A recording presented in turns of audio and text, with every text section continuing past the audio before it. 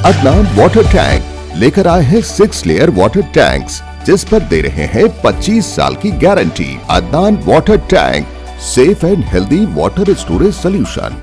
आप सभी का स्वागत है सच न्यूज में। आइए जानते हैं उत्तर प्रदेश और देश की राजधानी से कुछ खास खबरें।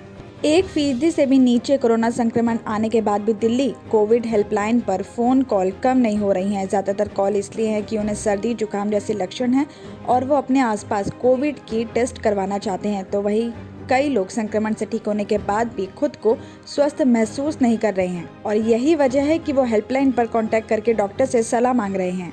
बताया जा रहा है कि 25 फरवरी से 3 मार्च के बीच राजधानी में रोजाना 300 से ज्यादा फोन कॉल दर्ज की जा रही है। तो वहीं 25 फरवरी को भी 408 कॉल दर्ज की गई थी, जबकि 28 फरवरी को 474 लोगों ने फोन किया और 3 मार्च को 453 फोन कॉल दर्ज की गई हैं। साथ ही बताते जब दिल्ली में रोजाना हजारों की संख्या में लोग संक्रमित मिल रहे थे तो उस दौरान कोविड हेल्पलाइन पर 1600 से ज्यादा फोन कॉल डेली आ रही थी। और दिल्ली में कोरोना की तीसरी लहर के दौरान 12 जनवरी 2021 को एक दिन में सबसे ज्यादा 2041 फोन कॉल दर्ज की गई थी। इस मामले में हेल्पलाइन से जुड़े वरिष्ठ अधिकारी ने बताया कि पिछले साल ऑक्सीजन, हॉस्पिटल में बेड, दवाई की कमी की परेशानी को लेकर फोन कॉल आ रहे थे और अब तक ओमिक्रॉन वेरिएंट आने के बाद लोग घर बैठे डॉक्टर से सलाह मांगने के लिए कांटेक्ट कर रहे थे।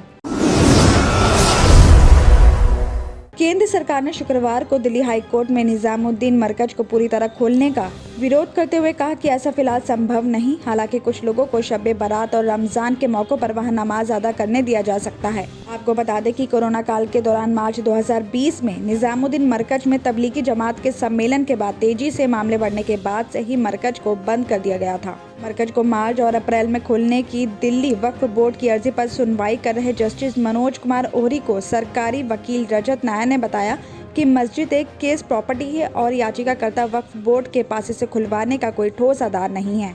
आगे नायर ने भी कहा कि पहले भी सिर्फ कुछ लोगों को ही सशर्त नमाज पढ़ने की छूट दी जाती ही है और इस बार भी इसमें कोई आपत्ति नहीं है। याचिकाकर्ता के वकील ने भी कहा कि मस्जिद में दिल्ली पुलिस का ताला लटका है और दिल्ली आपदा प्रबंधन प्राधिकरण ने अब सभी पाबंदियां हटा दी है तो मस्जिद को भी खोल देना चाहिए। जज ने याचिकाकर्ता के वकील को DDMA का आदेश पेश करने का निर्देश भी दिया है। कोर्ट अब अगले हफ्ते इस मामले की सुनवाई करेगा। और साथ ही दिल्ली वक्फ बोर्ड ने अपनी याचिका में दलील भी दी है कि पिछले साल भी शब-ए बारात और रमजान के मौके पर दिल्ली हाई कोर्ट ने मस्जिद में नमाज पढ़ने की परमिशन दी थी और अब जबकि हालात सुधरे हैं और कोरोना के मामले भी घट गए हैं, अदालतें, स्कूल, क्लब, बार और बाजार भी खुल रहे हैं और ऐसे में मरकज को खोलने का निर्देश देने में कोई बाधा नहीं होनी चाहिए। आपको बता दें कि निजामुद्दीन मरकज में तबलीगी जमात के सम्मेलन के बाद तेजी से फैले कोरोना मामलों की वजह से महामारी रोग अधिनियम, आपदा प्रबंधन अधिनियम और विदेशी नागरिक अधिनियम के साथ दूसरे मामलों में कई FIR दर्ज हुई थी। गाजियाबाद के मोदीनगर में गांव नाहली में एक दुकान में धमाका हुआ है और पलक झपकते ही दुकान मलबे में तब्दील हो गई है। धमाके की आवाज सुनते ही पड़ोसों गांव के लोग इकट्ठे हो गए और लोगों ने इस बात की खबर जब पुलिस को दी और अभी तक धमाके की वजह का पता नहीं चला है। बताया जा रहा है कि भोजपुर थाना क्षेत्र के गांव नाहली में किराना की दुकान में गुरुवार रात को धमाका हुआ है और धमाके में दुकान के साथ आसपास के कई मकान भी गिर गए हैं और हादसे में किसी के हताहत होने की खबर तो नहीं है, लेकिन मौके पर भारी पुलिस फोर्स तैनात कर दी गई है।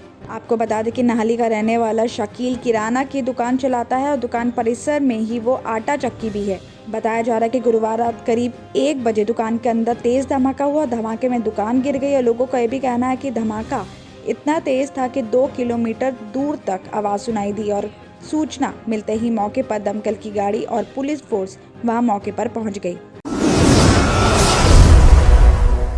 गुरुग्राम से खबर आ रही है कि फरवरी के पहले हफ्ते में PG में रह रहे युवक के साथी ने मोबाइल फोन की चोरी का आरोप लगाकर अपने जीजा के साथ दोस्तों के साथ मिलकर उसकी मारपीट की है और युवक ने जबरन चोरी की वारदात को कबूलने का वीडियो भी बना लिया गया और इससे आहत होकर युवक ने 7 फरवरी को अपने गांव अलवर में फांसी लगाकर आत्महत्या कर ली। आपको बता दें कि राजस्थान के अलवर के रहने वाला बाबूलाल ने बताया कि उनका बेटा 21 साल का गोलू कुमार भारतीय एयरटेल में काम करता था और पालम विहार में ही रहता था और वो 6 फरवरी को गांव वापस आ गया था। उसके शरीर पर चोट के काफी निशान थे और परिवार वालों ने उससे बार बार पूछा तो उसने बताया कि उसके साथ PG में हिसार में रहने कृष्ण और जुगल ने मोबाइल फोन चोरी करने का आरोप लगाकर उसको यातनाएं देते थे। पीड़ित ने बताया कि 5 फरवरी को उसके साथ रहने वाले युवक ने अपने जीजा अशोक के साथ और 2-3 लोगों के साथ मिलकर मारपीट की थी और उसके बाद उन लोगों ने एक वीडियो भी बनाई जिसमें मृतक से जबरन चोरी कबूल करवाई जा रही है। फिर मृतक गोलू आहत होकर वापस अपने गांव चला गया। जब परिवार वालों ने शरीर पर चोटों के निशान के बारे में पूछा तो मृतक ने सब कुछ बता दिया और 7 फरवरी की रात को उसने आत्महत्या कर ली। घर वालों ने बताया कि 4 दिन के बाद बेटे के फोन में वीडियो मिली और इसके बाद अलवर पुलिस को इस बात की खबर दे दी गई। इसके बाद पुलिस ने मामला दर्ज कर 0 FIR गुरुग्राम भेज दी है और पालम विहार थाना पुलिस मामला दर्ज करके जांच शुरू कर दी है। दिल्ली और उत्तर प्रदेश की खबरों में आज इतना ही। बाकी देश भर की और तमाम खबरें जानने के लिए देखते रहिए Sach news. German 10 hospital orthopaedic से मुताल्लिक हर मरीज यहाँ शिफायाब। इनाम याफ्ता doctor Mir Jawad Zar Khan, senior orthopaedic surgeon, advance operation theatre, ICU, digital x ray, laboratory, physiotherapy, pharmacy, sharing और प्राइवेट रूम्स, लेडी डॉक्टर्स और डॉक्टर अर्जुमन सुल्ताना गैनाकोलॉजिस्ट की खिदमात हासिल। वाजबी फीस और मुकम्मल सहूलियात से हजारों मुतमईन। एम्बुलेंस से आरास्ता German 10 orthopaedic hospital, pillar number 150, Attapur, Hyderabad.